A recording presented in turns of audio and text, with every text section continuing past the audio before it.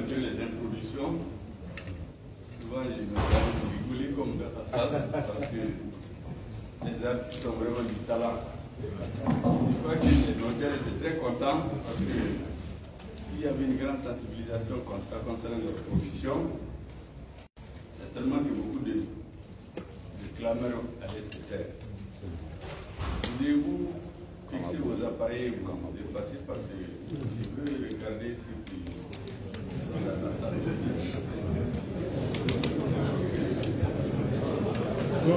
Ça, c'est leur part. Vous savez, pour un peu détendre la situation, on a parlé des notaires. Je constate seulement que d'habitude, comme je l'ai dit l'autre jour, quand les notaires ont passé dans le bureau, ils sont généralement très discrets, j'allais dire très secrets. Mais aujourd'hui, ils sont très prolixes. J'ai vu des philosophes, des poètes, des artistes, et on a parlé de Maître Amadou Touré. Il y a un de ces titres que vous avez oublié, il porte à vie, je crois que vous avez dit que c'est un professeur, mais aussi c'est un ancien ministre. Donc il est non seulement docteur, maître, mais aussi ministre et professeur. Ça, c'est des trucs qu'on ne marchande pas, c'est à vie qu'on les a, c'est le fruit de l'effort personnel. Ce que je dis souvent au cadre supérieur, que ce qui leur appartient, c'est leur diplôme. Les pouvoirs peuvent changer, mais personne ne peut leur ôter leur diplôme s'ils l'ont bien gagnant. Je voudrais aussi rappeler la suite du poème du poète notaire que la haute trahison contre l'État malien depuis plus de décennies, c'est bien entendu l'affaire de la communauté internationale. Mais il ne faut pas qu'on oublie notre part de responsabilité. Il est établi aujourd'hui, je le sais, que déjà en 2000, certains experts de l'Union européenne avaient envisagé, à l'issue d'une grande réunion stratégique dans une capitale africaine, l'hypothèse d'avoir des forces armées de l'Union européenne dans le Sahel à l'horizon 2000-2015. Ça, c'est déjà en 2000. Et vous imaginez-vous, la délégation malienne, conduite par une personnalité dont je vais taire le nom, était l'une des premières à justifier une future présence militaire de l'Union européenne dans le Sahel. Donc en réalité, tout ce qui se passe aujourd'hui, ce n'est pas l'effet du hasard. C'est des combinations de certaines élites extérieures et des élites nationales sur le dos de nos populations.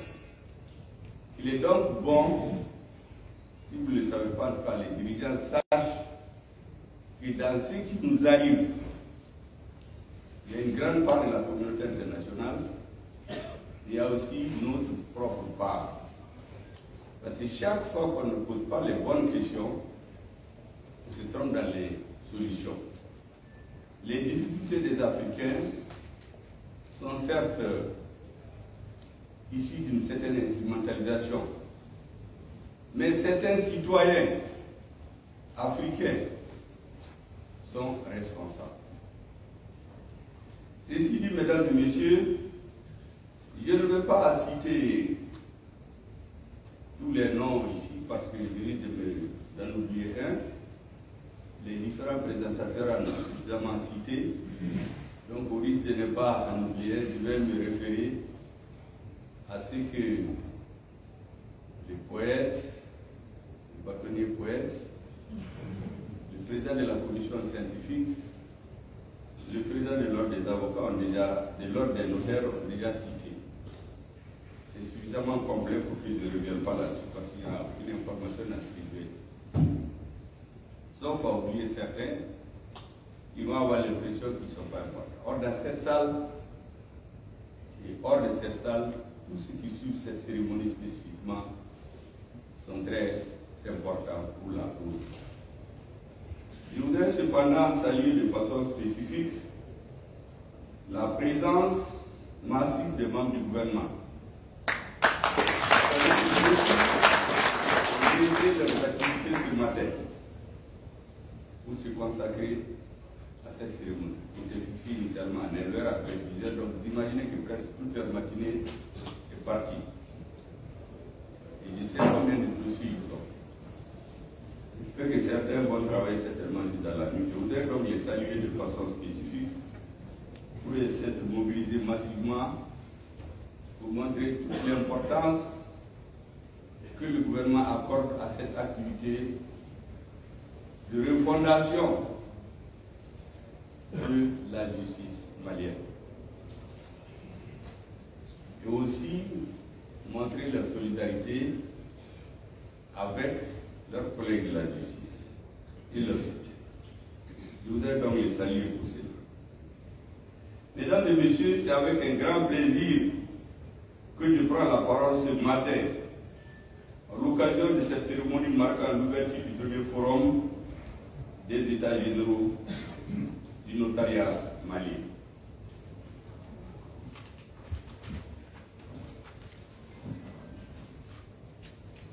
Je voudrais, au nom de son Excellence, le président de la transition, colonel Assimi Goïta, et à mon nom propre, remercier l'ordre des notaires du Mali de cette belle initiative consistant à regrouper l'ensemble des membres de votre corporation pour un examen sans complaisance de l'état de la profession afin de tirer les engagements permettant de donner les meilleures orientations possibles pour le présent et l'avenir du métier de notaire.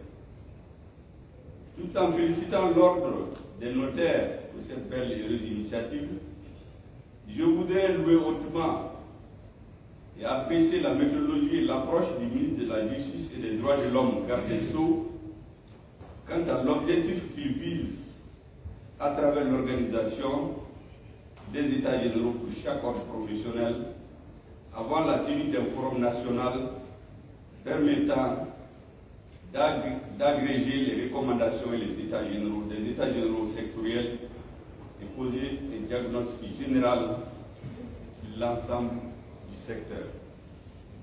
Vous savez que parallèlement à l'armée qui se bat au front, aux militaires qui sont en train de tomber tous les jours, ce qui rend à mes yeux futile certaines combinaisons politiques qui se passent à Bamako, parce que c'est parce que nous sommes en sécurité, pendant que d'autres meurent. Après donc ce travail magnifique des militaires maliens, auquel j'ai donné le qualificatif que tout le monde sait maintenant, qui a restitué au Mali son honneur et sa dignité, la question de justice est l'une des préoccupations essentielles des Maliens.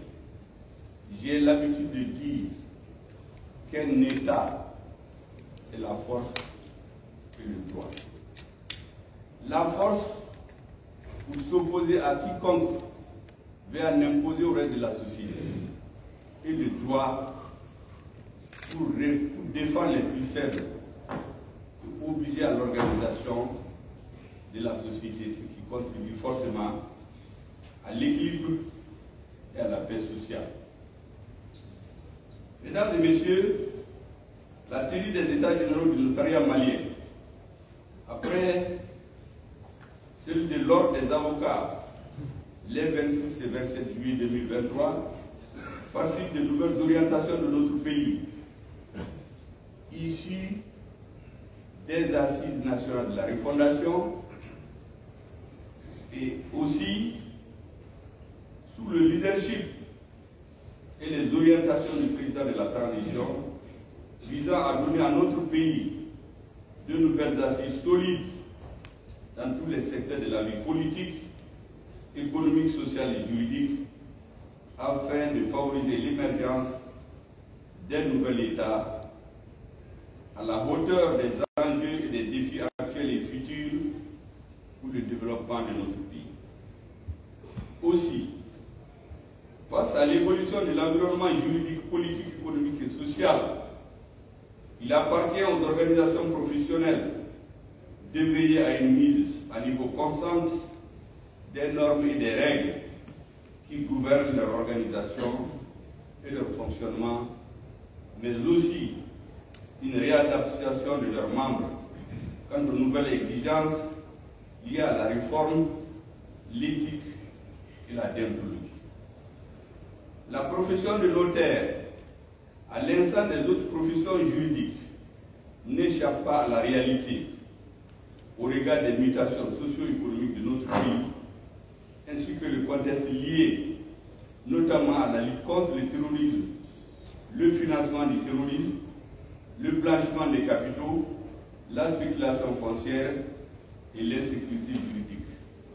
Toutes choses qui déstabilisent notre société au même titre que les combinaisons d'une certaine classe qui est condamnée souvent par la population.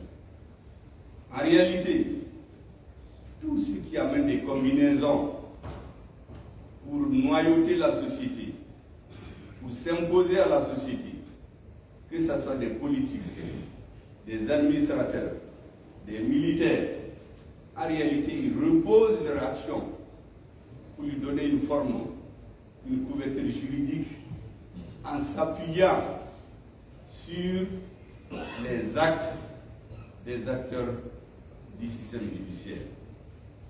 C'est ce qu'on a vu ici, des maires, des élus qui vendent tout, mais prennent tout le temps de se couvrir. Je donne souvent le cas aux uns aux autres, les rails. Vous savez qu'avant, c'est à 50 mètres de rails de deux côtés qu'on ne pouvait rien entreprendre. Il s'est trouvé des gens qui ont tout vendu jusqu'à 10 mètres. Mais ils ne l'ont pas fait seuls. En général, ils mouillent beaucoup de personnes pour être sûr d'être à l'abri de tout. Et en général, tout pouvoir politique qui vient ne peut rien contre eux. Parce qu'ils présentent toujours des textes. Et le peuple se trouve ainsi pris en otage. Certains sont allés tout à construire des maisons sur les rails. Ça, c'est un exemple que je donne. Je peux continuer dans tous les secteurs. Mesdames et messieurs, en tant que donc dépositaire de l'authenticité des actes juridiques, le notaire a un rôle primordial quant à la sécurité juridique dont les acteurs économiques ont besoin pour le développement de leurs activités. À cet égard, il n'est nul besoin de soutenir que les potentialités énormes de notre pays, notamment au plan agricole et minier, nécessitent les mesures attractives et rassurantes pour les acteurs économiques dans le but de favoriser des investissements massifs dans les différents secteurs pour le développement de notre pays. C'est à lui que l'État a confié le service public de la preuve et partage une partie de ses prérogatives exorbitantes du droit commun. Par la sécurité juridique de ces actes, il favorise la paix sociale et désengorge les tribunaux. Mesdames et messieurs, le thème central de ces assises, à savoir, je cite, le notaire est un acteur majeur de la sécurité juridique, du recouvrement d'impôts, du développement économique de la paix sociale, fin de citation, requiert mon attention particulièrement, et c'est là pour plusieurs raisons. En premier lieu, cette thématique fait ressortir le rôle du notaire dans l'atteinte des objectifs budgétaires de l'État à travers ses contributions directes et indirectes. En effet, l'important c'est le volume des affaires traitées par les notaires, source d'impôts et taxes pour l'État, connaissent une progression d'année en année, à l'image des autres recettes de l'État.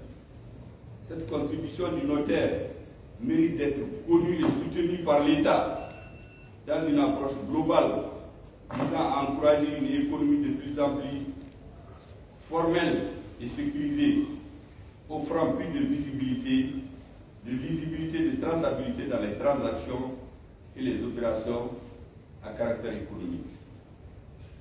En second lieu, la thématique fait ressortir deux aspects qui sont complémentaires et intimement liés et qui sont de haute importance pour tout pays aspirant à son développement.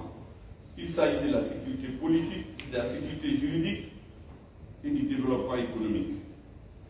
En effet, il est illusoire et totalement inopérant de vouloir un développement économique sans une sécurité juridique.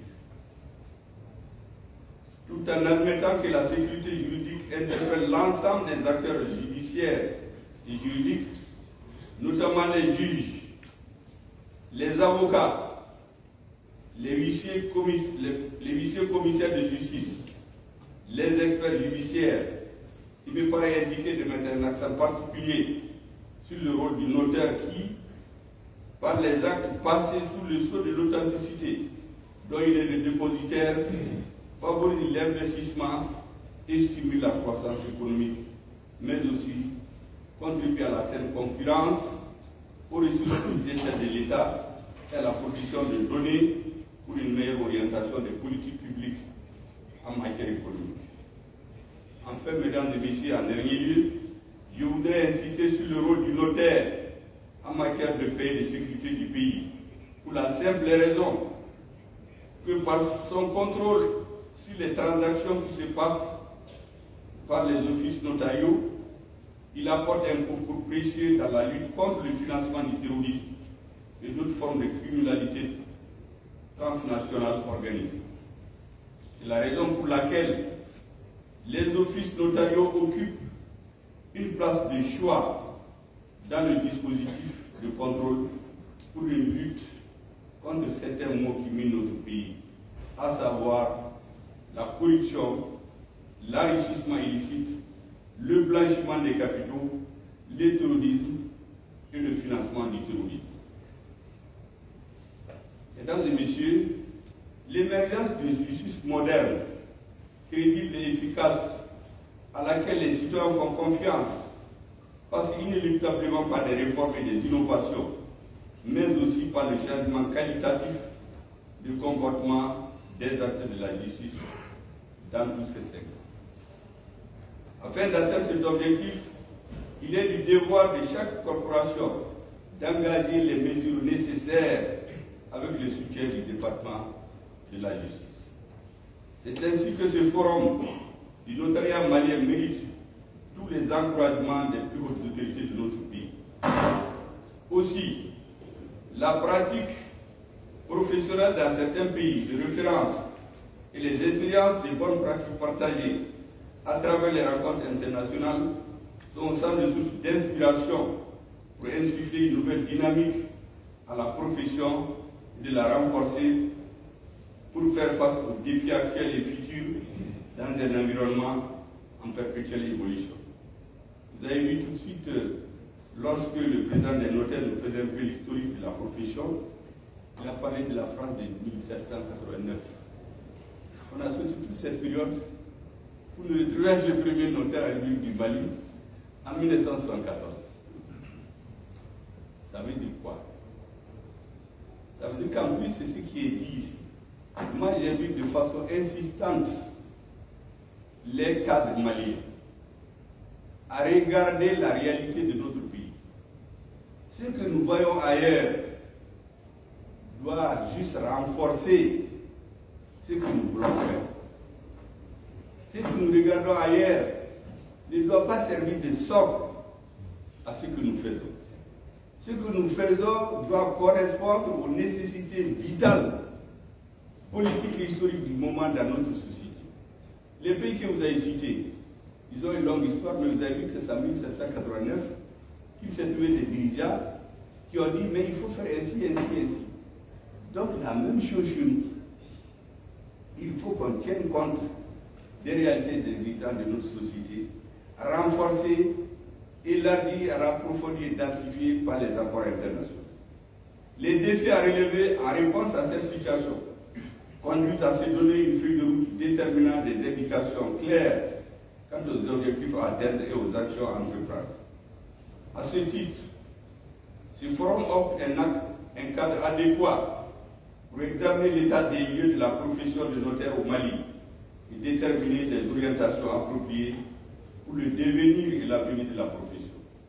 Les échanges autour de la thématique permettront de faire l'introspection de la profession en questionnant son passé, en intégrant l'évolution, en examinant certains comportements au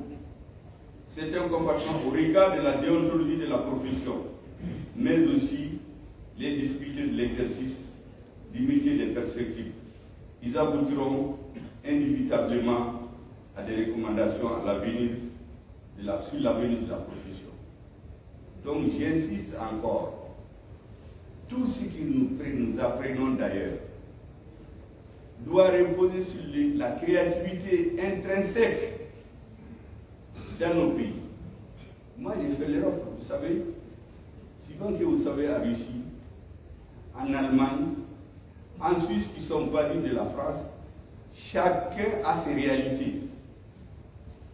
Vous allez voir les lois, les règles, la façon dont la structure fonctionne en Suisse, en Allemagne, en Belgique, des pays qui sont voisins de la France, ne sont pas forcément ce que les Français ont fait chez eux.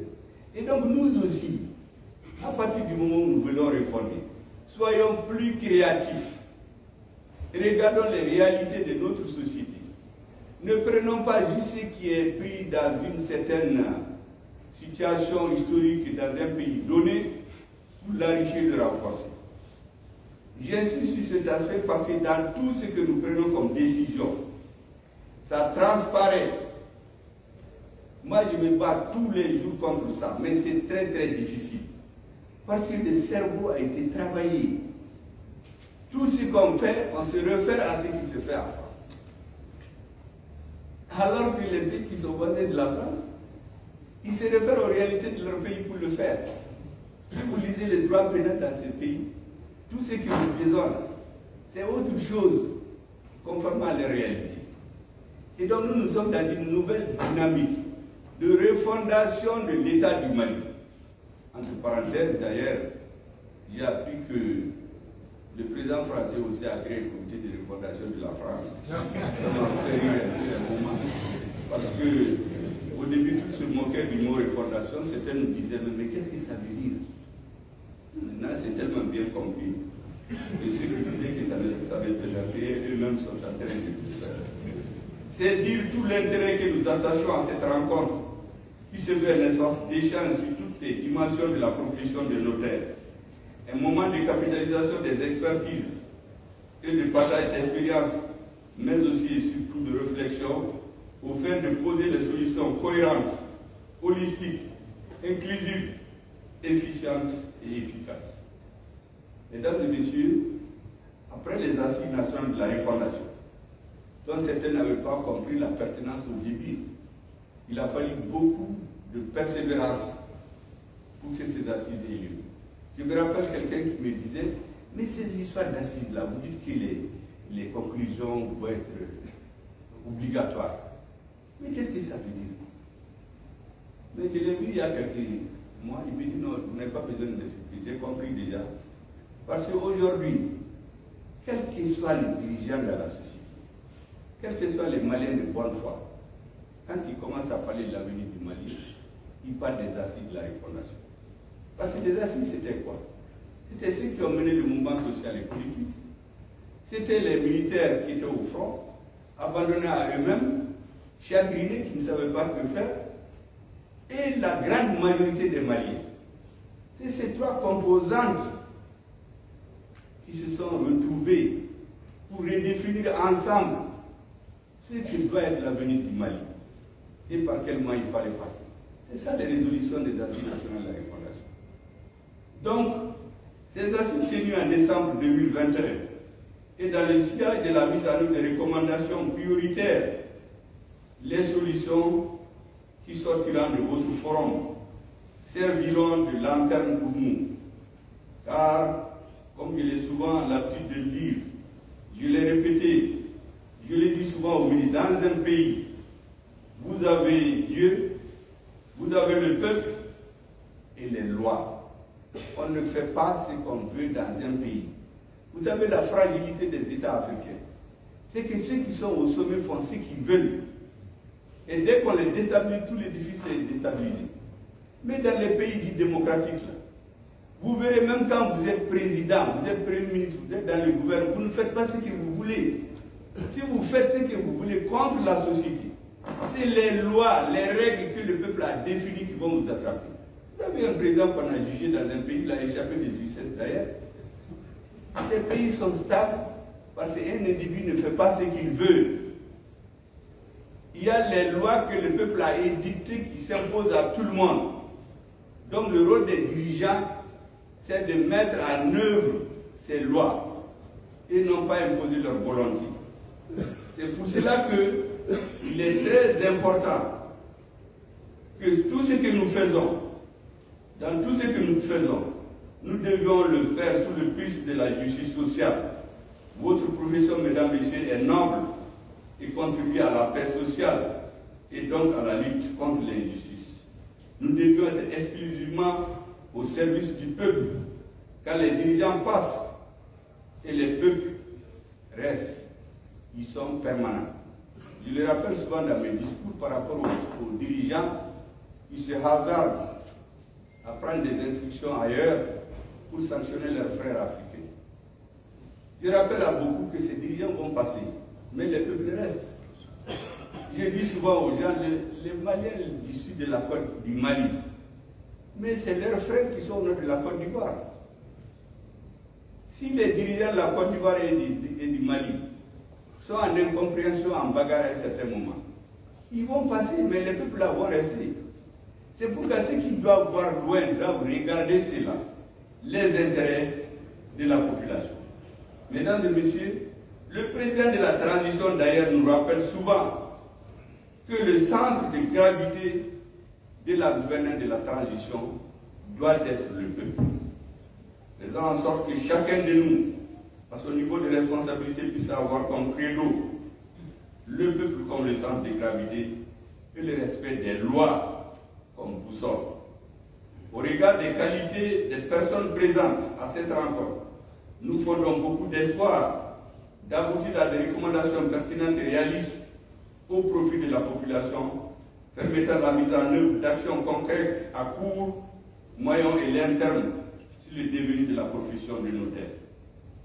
Mesdames et messieurs, avant de terminer cette étape de mon intervention, je voudrais réitérer, au nom du président de la transition, le colonel Assimi Goïta, au nom du gouvernement de la transition, mes sincères félicitations à les notaires pour cette belle initiative, tout en invitant les autres corporations du secteur de la justice à emboîter le pas aux avocats et aux notaires dans la perspective prochaine des États généraux de la justice. Mesdames et messieurs, je vous ai bien dit que c'est cette phase de mon intervention. Ça, c'était en quelque sorte le discours que j'appelle administratif. C'est un peu les comptes rendus, ce que les techniciens ont écrit, mais le discours politique. Il y a eu des éléments qui ont intervenu, mais le discours politique doit parler massivement des réalités, parce que c'est ce qui détermine le reste. Sans un discours politique bien compris, les actes administratifs ne vont pas loin. Ils vont rester entre les grands connaisseurs. Et donc, à présent, mesdames et messieurs, la deuxième étape de mon intervention se rapporte à un aspect de l'actualité nationale, internationale et africaine. Il s'agit précisément du débat entre l'AES et la CEDEAO. Attachez vos ceintures.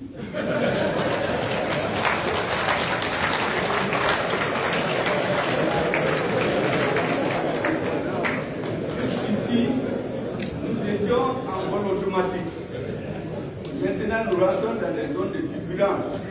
Il faut donc bien attacher vos ceintures. Mesdames et messieurs, comme nous le savons, la confédération de l'AES a été mise sur des fonds baptismaux le samedi 6 juillet 2024 à Niamey. Et l'acte constitutif de la confédération a été paraphé par les éminents dirigeants de nos trois pays, le Burkina Faso, le Mali et le Niger, leur Excellence, le capitaine Ibrahim Traoré, le colonel Assimi Goïta, le général de brigade Abdraman Tchani. J'écoute tous les matins toutes les radios internationales. J'écoute les interventions des citoyens. Je lis la presse. Je vous assure que je me rends compte souvent que certains ne savent même pas de quoi ils parlent. Parce qu'il y a une campagne médiatique internationale de semer le trouble dans l'esprit des Africains, de l'AES, en disant, mais oui, on est une seule famille, on est en train de sortir de la famille, sinon on va se diviser. Mais dans le monde de toujours, est-ce que vous avez vu une décision importante qui n'avait pas été la décision de quelques hommes déterminés qui ont le sens de l'histoire? Aucun des grands dirigeants qui a marqué l'histoire n'est allé chercher le consensus total sur ce qu'il fait. On choisit ce qui est intéressant pour le peuple à un moment donné de l'histoire et on prend cette voie. Que ce soit par élection, dans les élections, vous voyez, un président, le président qui gagne une compétition, il y a un qui prend, qui gagne, mais c'est sa ligne qui s'impose à tout le monde, jusqu'aux élections suivantes. Mais il ne vient pas dire, ah, on met tout le monde ensemble. Mais ça, c'est quoi ça? Si vous mettez tout le monde ensemble, vous ne ferez rien. Parce que dans une société, les avis sont contradictoires. Quand un avis prime, c'est lui qui s'impose jusqu'à ce que le peuple ou l'histoire rejette cette ligne et suit une autre ligne. Donc même les dirigeants démocratiques, cette histoire de consensus des dirigeants, tout le monde ensemble, c'est pas ça.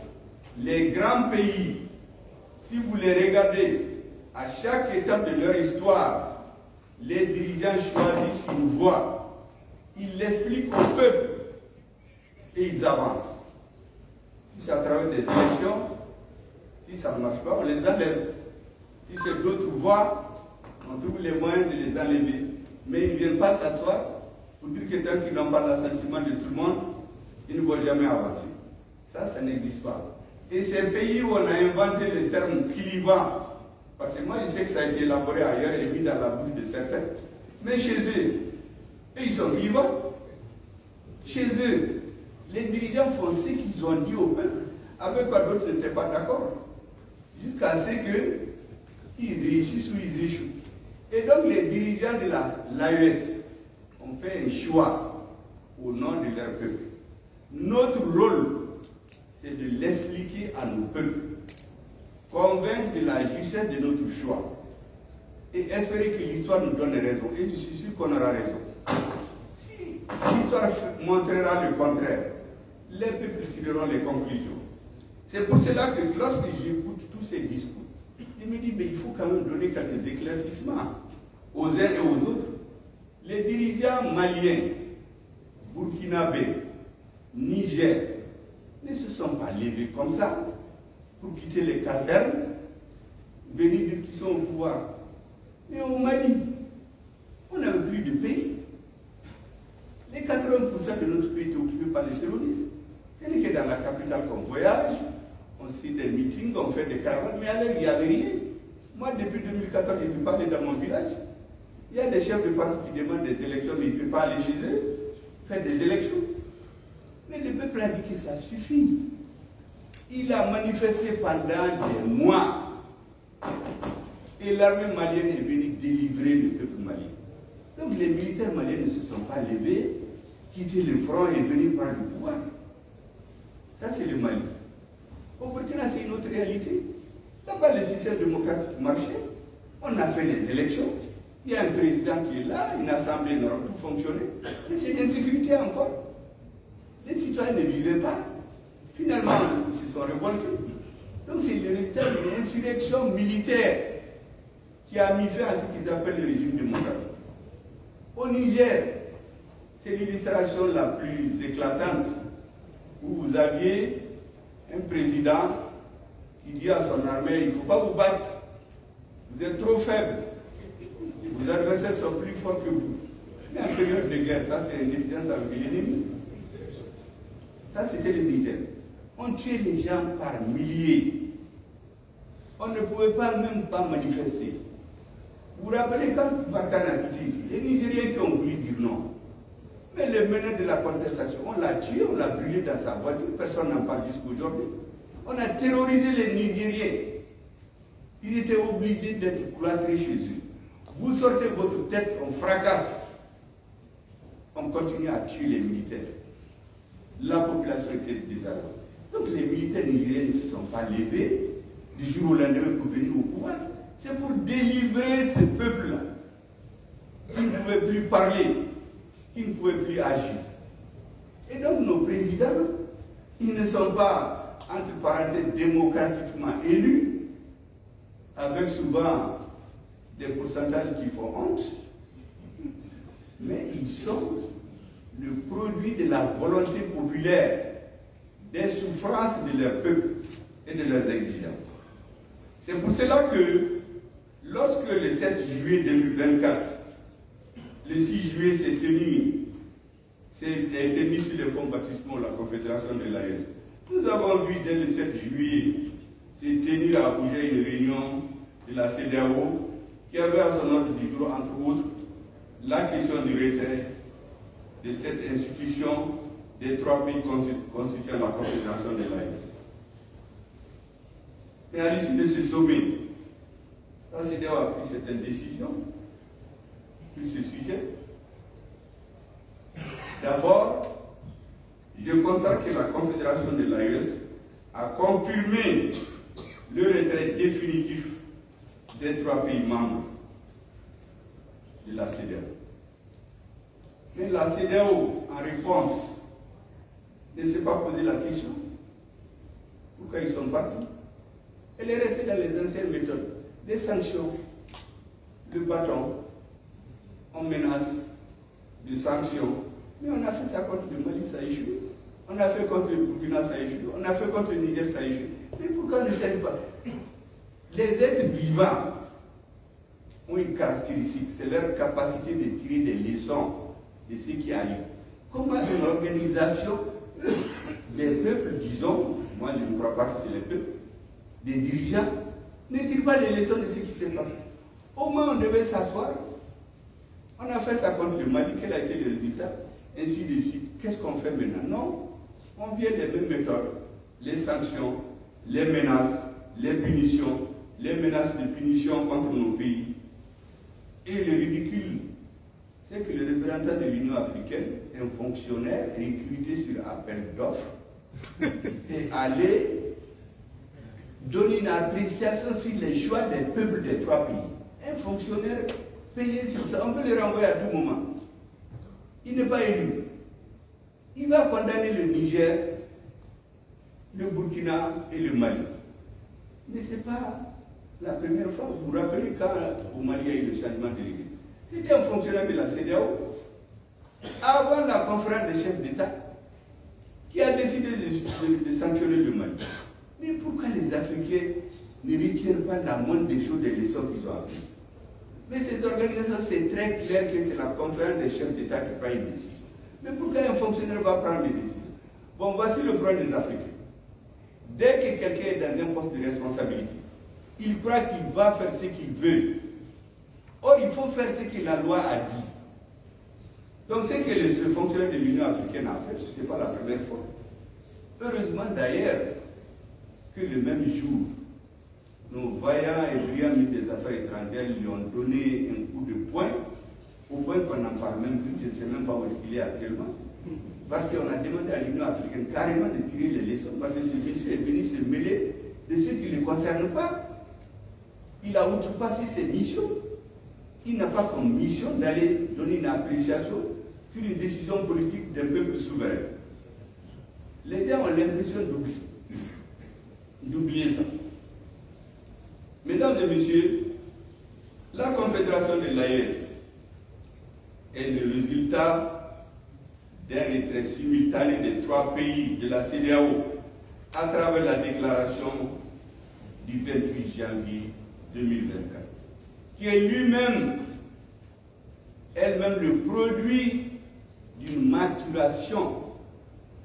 Parce qu'en réalité, cette déclaration fait suite à des preuves que nous avions que certains pays étaient instrumentalisés pour agresser le Niger, renverser le pouvoir établi, instituer des fantoches. C'était ce qui était en cours. Il s'était donné très peu de temps, mais nous avons pris de vitesse.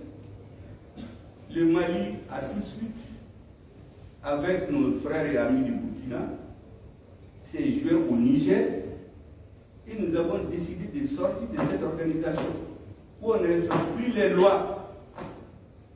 Parce que ce sont des étrangers qui viennent donner de l'argent à des Africains pour étouffer, affamer, tuer dans les hôpitaux d'autres Africains. Vous vous rappelez que le G5 Sahel a fait combien d'années à demander 2 milliards dans la lutte contre le Sahel? On n'a jamais trouvé. Et voici que la fameuse force d'attente de la CEDEAO qui attend depuis 2012.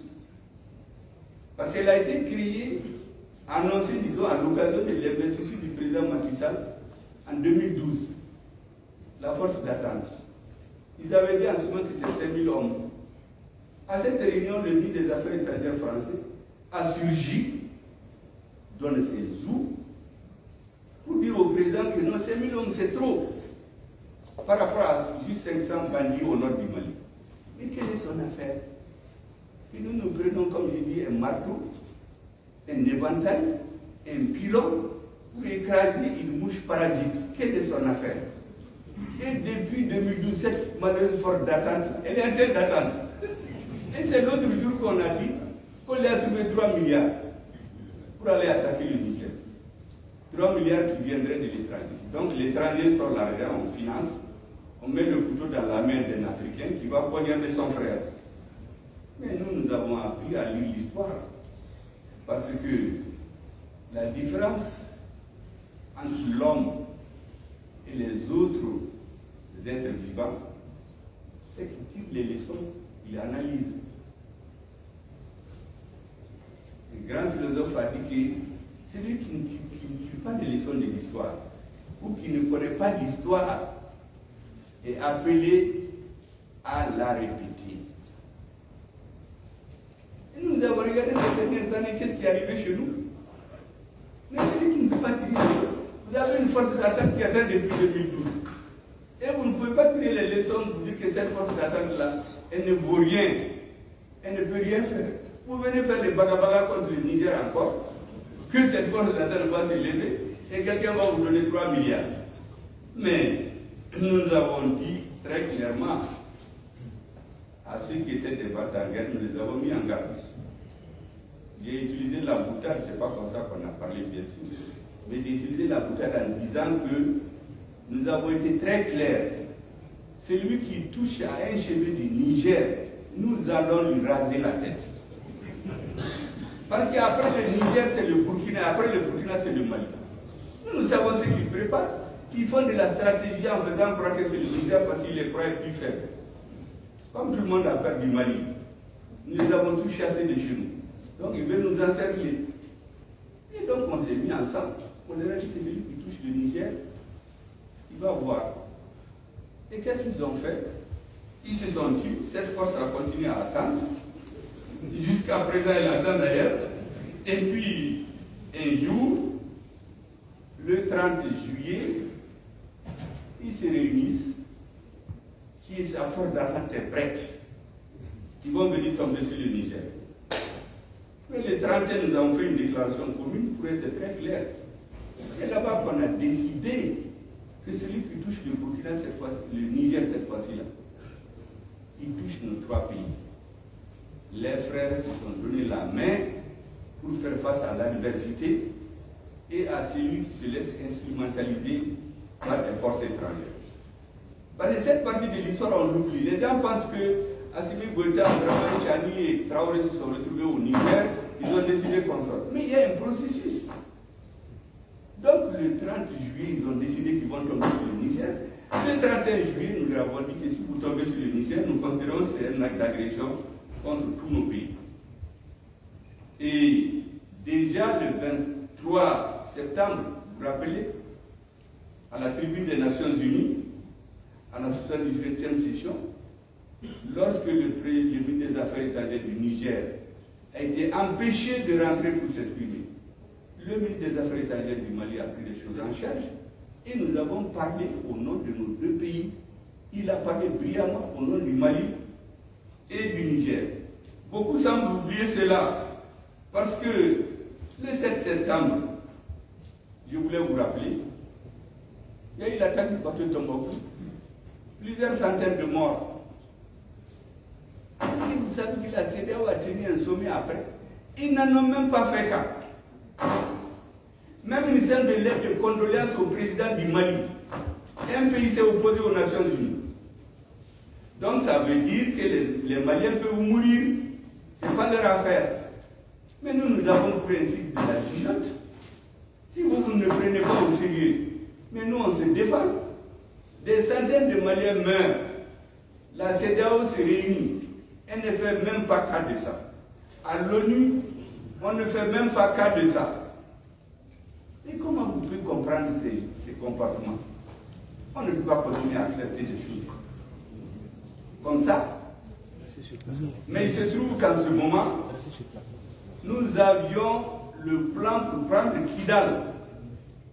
Nous avons pris Anéfis. Nous avons pris Kidal.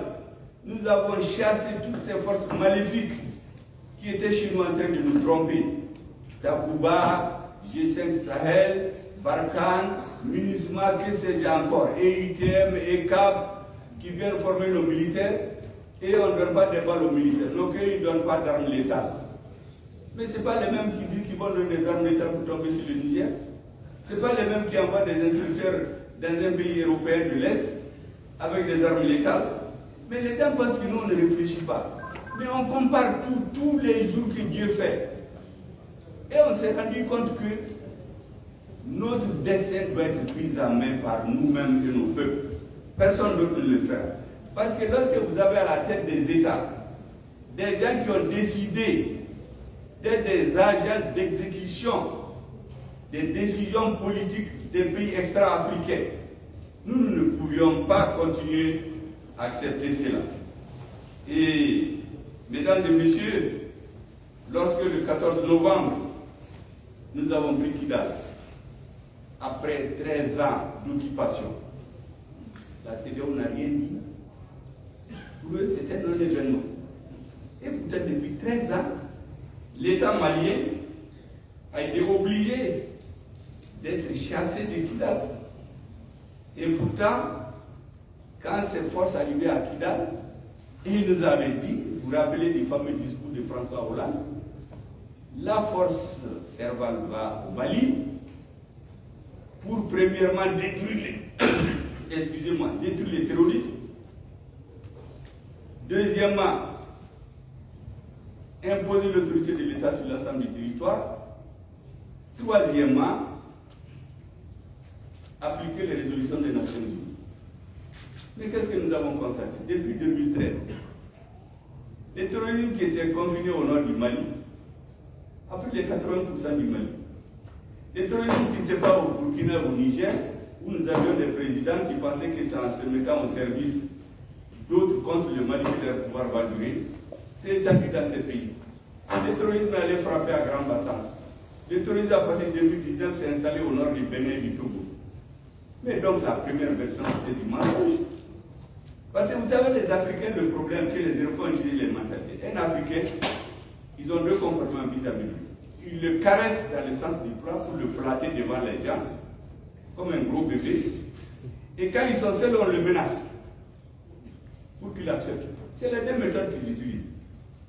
Devant les caméras, c'est des amis, des accolades, mon frère et ami. Mais quand ils rentrent dans la salle, ils le menacent. Et finalement, ils ont toujours ce qu'ils veulent. Mais ça ne peut pas marcher avec nous. Nous n'avons pas besoin qu'on nous fasse des compliments. Nous voulons qu'on règle les problèmes. Et donc, pendant 10 ans, le tourisme s'est établi. quant à l'autorité de l'État au nord du Mali, je répète ces choses-là pour que les Africains et les Maliens comprennent. Mais qui a empêché l'État malien d'aller à Kidal? Mais c'est l'État français. Notre président de transition avait demandé un appui aérien à renseignement. Il n'est jamais question de militaires français. Mais qu'est-ce qu'ils ont fait? Ils nous ont empêchés d'aller à Kidal. Après, ils ont amené 5000 militaires de certains pays africains, avec un budget de 1 milliard de francs CFA par jour. Pendant 10 ans, on exploite de l'or, on amène des milliers de citoyens d'autres pays africains.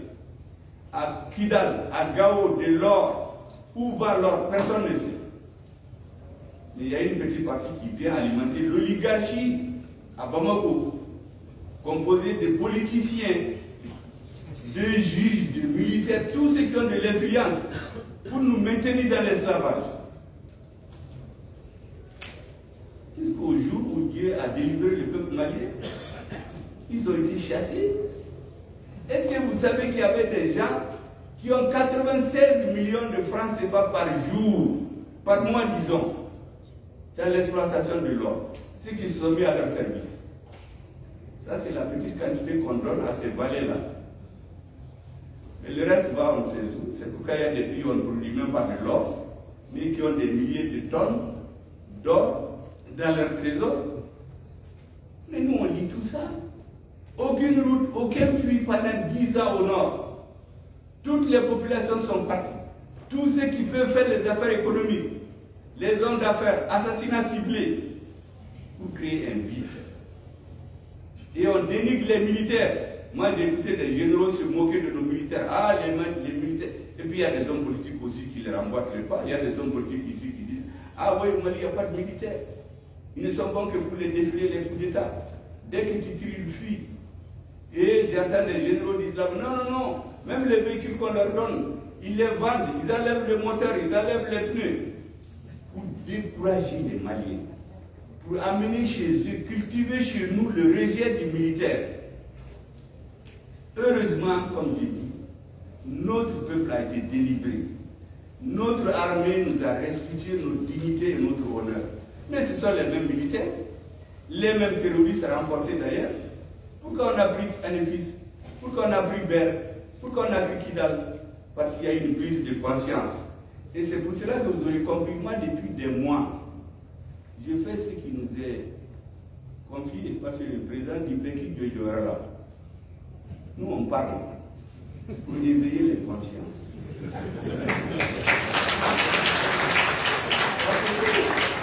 Un militaire, quand il tire une personne. Mais quand tu parles, c'est des milliers de personnes qui comprennent. C'est ce que nous sommes en train de faire. Décomplexer les Maliens, aimer leur armée, respecter les militaires, les sacraliser. C'est ce que nous sommes en train de faire. Et dans l'affaire de l'AES, on est en train de leur porter l'estocade de la contradiction. C'est eux qui ont créé les conditions du retrait des pays de l'AES. Et ils vont se réunir. Est-ce que vous imaginez cette CEDEAO? Les gens ne payent même pas leur cotisation. C'est l'Union européenne qui paye leur cotisation. Et c'est eux qui complètent leur budget. Vous imaginez dans le siège de la CEDEAO, il y a des militaires, des colonels et des officiers supérieurs européens qui ont des bureaux dans les bureaux de la CEDEAO pour manipuler. Vous avez vu le dernier sommet? C'est une ministre de notre pays qui vient. Vous avez vu la photo, elle donne des instructions, les doigts en l'air au président de la commission, comme un élève qu'on a surpris dans les toilettes. On lui fait comme ça, la tête baissée. Président de la commission de la CEDEAO, un sous-ministre de notre pays. Et c'est ce monsieur qui vient nous menacer. Mais ils ne connaissent pas les Maliens. Nous sommes un peuple de guerriers.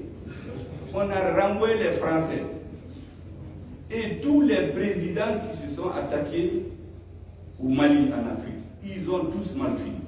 Et c'est pourquoi j'ai dit à tout le monde, laissez-nous en paix.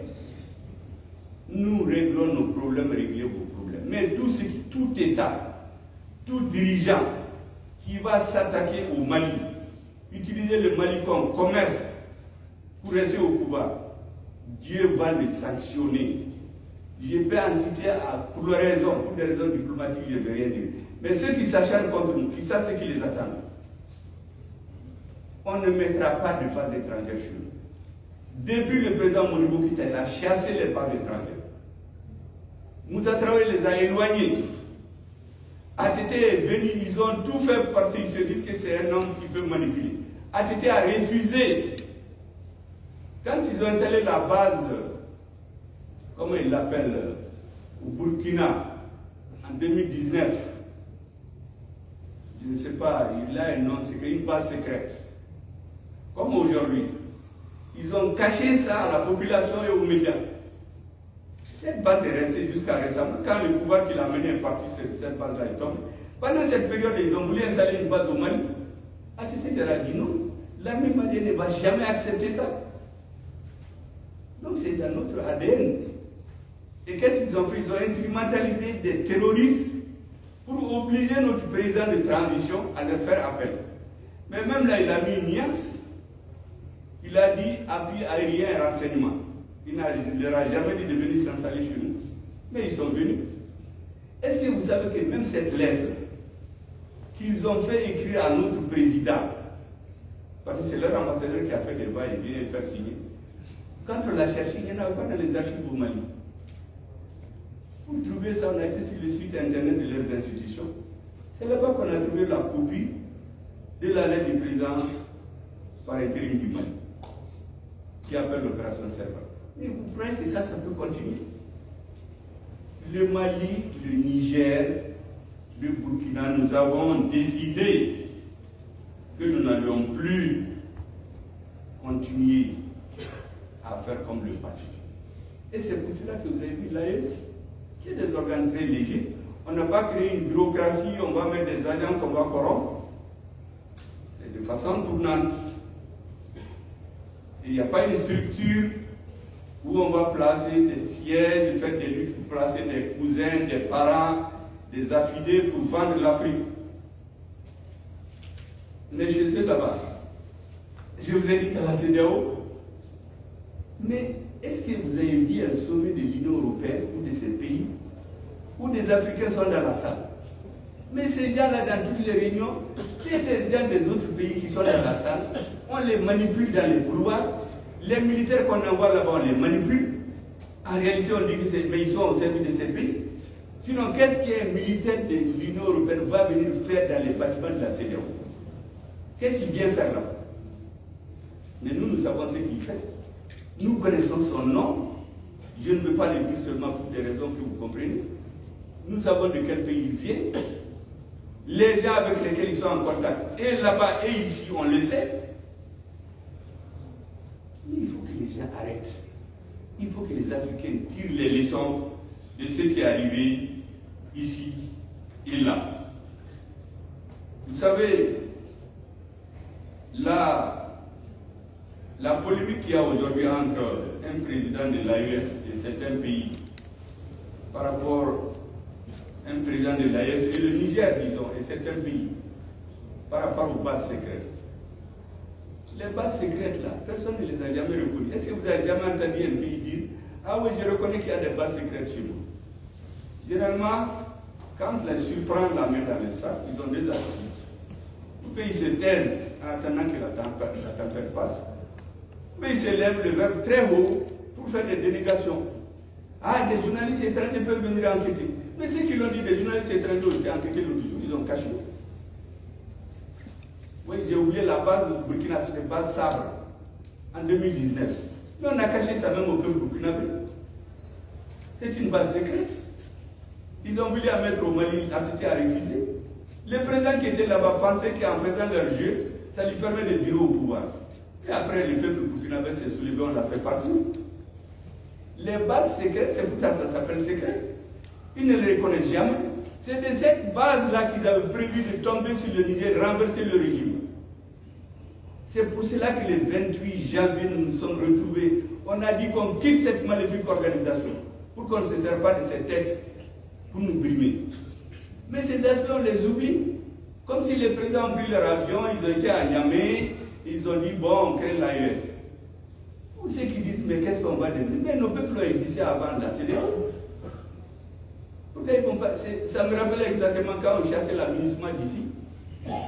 On dit, mais qu'est-ce que les Maliens qui travaillent là-bas vont devenir? Mais ces Maliens existaient avant la CEDEAO. Vraiment, je voulais dire que tout cela doit amener les Africains à comprendre.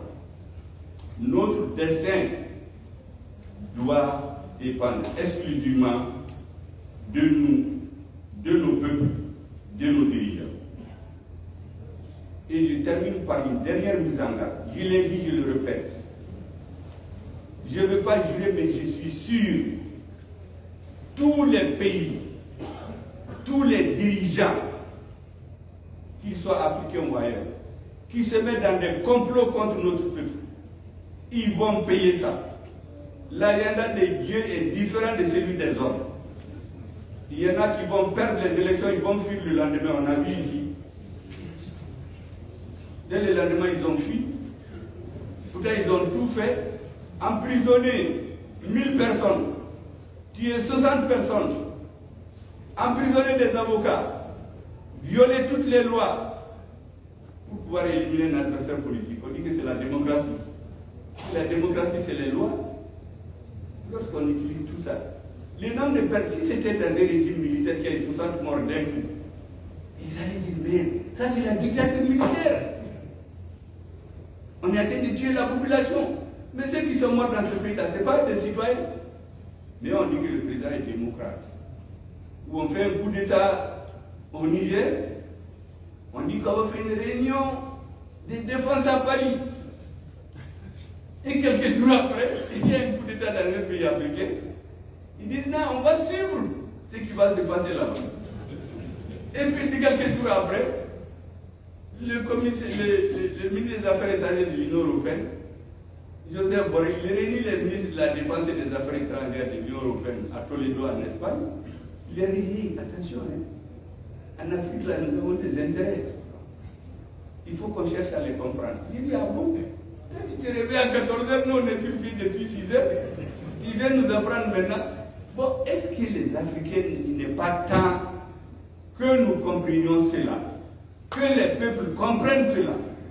Nous n'allons jamais accepter cela. En tout cas, le peuple malien ne l'acceptera jamais. Je l'ai rappelé d'ailleurs à l'adjoint du ministre des Affaires étrangères français en 2021, après notre retour des Nations Unies. Il est venu me bagabaga dans mon hôtel.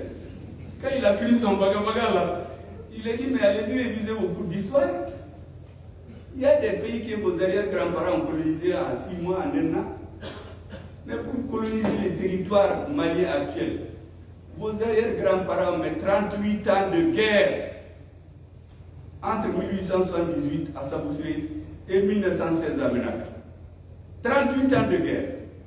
Et pendant les 70 ans de la colonisation, quand ce n'est pas les Tamashek, c'est les Soreilles, c'est les Peul, c'est les Dogons, c'est les Mianka, les Bobo, les Senoufo, les Sarakole, ils n'ont jamais eu la paix. Il est donc dit, ne vous trompez pas de peuple. Nous sommes réfractaires à la suggestion. Deuxièmement, vous n'avez pas les dirigeants auxquels vous étiez habitués, que vous tapez dans l'épaule, vous les flattez devant les gens et puis vous allez les menacer dans les champs. Nous, personne ne nous menace, sauf Dieu et nos peuples. C'est deux seuls qu'on a peur. Assimi Goïta n'a pas besoin de vos visas. Il n'a pas de compte chez vous. Nous n'avons pas besoin de vos visas. Nous n'avons pas de compte chez vous. Il quitte quand il est dans son bureau. Donc, vos visas, là, si vous l'interdisez, c'est assez démocratiquement élu. Quand on dit qu'on a coupé le visa, il tombe malade. Ce n'est pas ces gens qui sont à la tête du pays aujourd'hui. Donc, il est dit d'aller réviser ces leçons d'histoire. Il me dit, oui, les Russes, et ils les ont vus en juillet, les Russes ne feront rien au Mali. Je dis, mais tu es en retard. Moi, j'ai vu l'autre ministre des Affaires étrangères a parlé avec le ministre des Affaires étrangères russe en septembre. Vous avez parlé en juillet pour aller leur dire de ne rien faire au Mali. Mais nous, on a parlé avec eux en septembre. Ils disent qu'ils vont respecter tous leurs engagements. J'ai dit, donc, tu as donné son cadeau, monsieur l'ambassadeur. Donc, vraiment, regardez votre bureau et attendez un autre dirigeant pour le menacer. Ça, c'est fait le lendemain du 24 septembre. Et c'est ce que le président continue. Donc, il n'y a rien de nouveau sous le soleil. C'est un processus de conservation de la dignité de nos peuples qui a conduit à la création de l'AES. Ce n'est pas les caprices de 3 personnes seulement. C'est ailleurs qu'il y a les caprices. Parce que si on demande à ces peuples, les peuples ne vont jamais l'accepter. Je vous ai donné l'exemple. Certains avaient pensé que les terroristes c'est au Mali seulement. Ils ont voulu faire de leur pays une base arrière. C'était le Burkina en 2013-2014. Ils ne savaient pas que ça allait arriver chez eux. Au Niger, c'était la même chose. Le terrorisme est arrivé au nord du Bénin depuis 2019. Si les gens continuent à cacher cette base pour attaquer les pays de l'AES, non seulement ça ne réussira pas, mais comme j'ai dit, en tout cas, tout pays qui va attaquer le Mali, je ne connais pas les autres, il va mal finir. Il faut donc nous laisser en paix. Que chacun fasse ce qu'il veut chez lui. Mais qu'on ne doit pas se mêler de nos affaires intérieures. Vraiment, mesdames et messieurs, ce sont ces choses-là que je voulais expliquer pour que tout le monde entende et tout le monde comprenne. Moi, j'ai écrit depuis 2019 la faillite de l'État malien. Toutes les prises de position officielles dans les institutions françaises, au Sénat, à l'Assemblée, au gouvernement, des gens qui ont dit qu'il faut diviser le Mali. Je l'ai édité en 2019. Ils ont dit que je suis un subversif avec des bagabagas. C'est ce qu'ils font. Je vous ai dit, quand ils vous voient, ils vous menacent quand vous êtes deux. Quand il y a des gens, on vous caresse, vraiment, vous êtes un ami, un pays ami.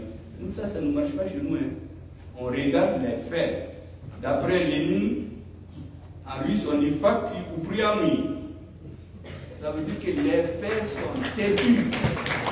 Il y a des gens qui les répètent, ils ne savent même pas de qui c'est bien. Nous, on regarde les faits. Les compliments qu'on donne aux Africains, qu'on essaie de prendre comme des gros bébés, ça ne marche pas avec nous.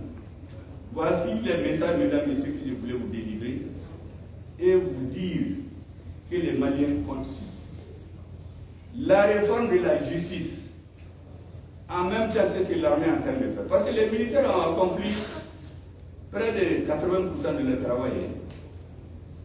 Mais le reste de la société, on est en train de commencer. Vous avez vu, les états généraux n'ont pas fini de se tenir. Le peuple attend tout de vous. Parce que la force et la justice, c'est ce qui va faire une société. Dans un pays, les citoyens doivent avoir peur de la force de l'État et avoir honte des sanctions de la justice.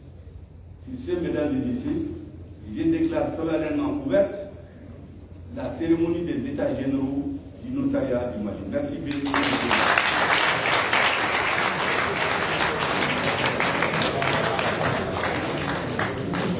Merci, mesdames et messieurs, de votre aimable attention. C'est donc la fin de cette cérémonie solennelle.